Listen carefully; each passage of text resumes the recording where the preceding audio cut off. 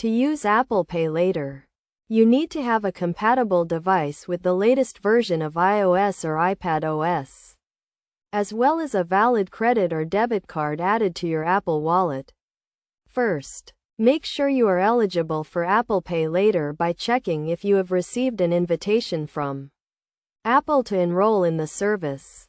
If you are eligible, open the Wallet app on your device and tap on the Apple Pay Later card.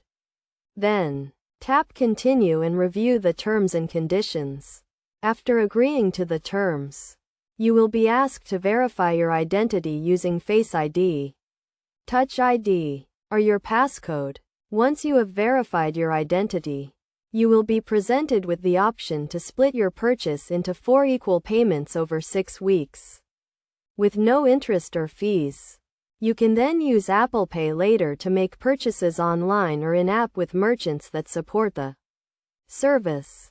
When using Apple Pay Later, you will receive a virtual card that can be used to make purchases. You can add this card to your Apple Wallet and use it like any other credit or debit card. You will receive reminders when payments are due, and you can track your payments in the Wallet app. To make a payment, open the Wallet app and tap on the Apple Pay Later card. Then, tap Make a Payment and enter the amount you want to pay. You can also set up automatic payments to ensure you never miss a payment. It is essential to note that Apple Pay Later is subject to credit approval, and you must be at least 18 years old to use the service. Additionally, you should only use Apple Pay Later for purchases you can afford to repay, as missing payments can negatively affect your credit score.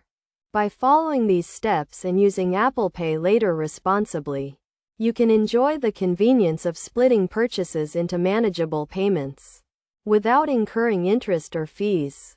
Always review the terms and conditions and make sure you understand the repayment terms before using Apple Pay Later.